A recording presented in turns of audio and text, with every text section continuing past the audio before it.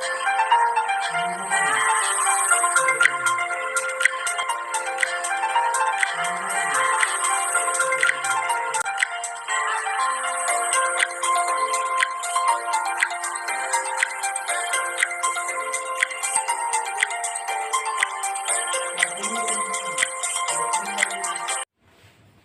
नमस्कार, मी मनीषा।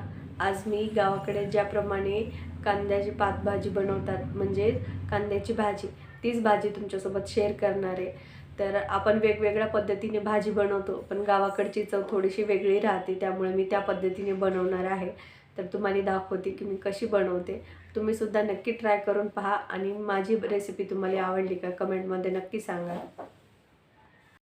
इथे मी कांद्याच्या पातीची पूर्ण जुडी ही कट करून घेतलेली आहे व कट केल्याच्या नंतर स्वच्छ धुवून घेतलेली आहे। त्याचबरोबर इथे मी डाळ घेतलेली आहे, एक छोटी वाटी जिरे मोहरी घेतलेली आहे, चटणी मीठ हे थोडंसं कारळ आणि शेंगदाण्याचं कूट आहे। त्याचबरोबर लसूण घेतलेला आहे आणि मी डाळ ही भिजवून ठेवली होती 20 ते 25 मिनिट। इथे कढईत तेल टाकलेले थोडंसं आणि त्यामध्ये मी पूर्ण कांद्याची पाती परतून घेणार आहे।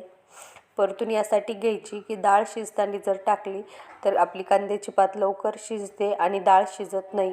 त्यामुळे अगोदर कांद्याची पात ही भाजून घ्यायची व त्यानंतर डाळीची प्रोसेस सुरू करायची।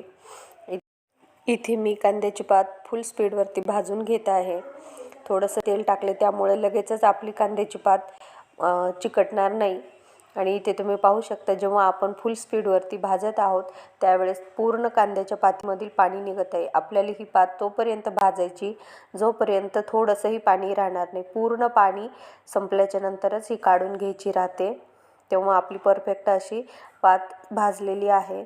इथे मी काढून घेत आहे कारण याच कढईमध्ये आपल्याला फोडणी द्यायची आहे। इथे मी तेलामध्ये जिरे मोहरी टाकलेली आहे व त्याचबरोबर लसूण हा थोडासा लालसर होईपर्यंत भाजणार आहे।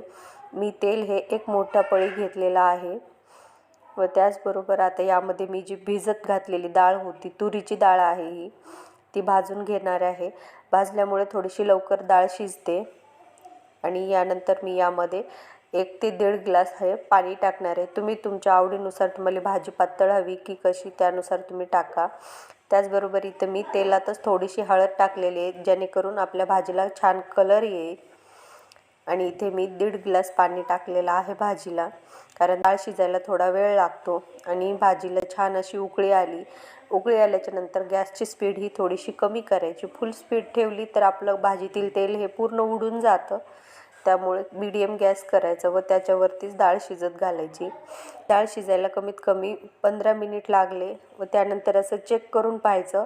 डाळ जर नकानं असं टोचवल्यास लगेच जर डाळ तुटली तर आपली डाळ ही थोडीशीच कच्ची आहे असं समजायचं व त्यावेळेस आपल्याला भाजीमध्ये कांद्याची पात ही टाकायची आहे, त्याच्या अगोदर टाकायची नाही। कारण आपण भाजीला पात ही अगोदरच भाजून घेतलेली आहे, त्यामुळे ती लगेचच तयार होईल।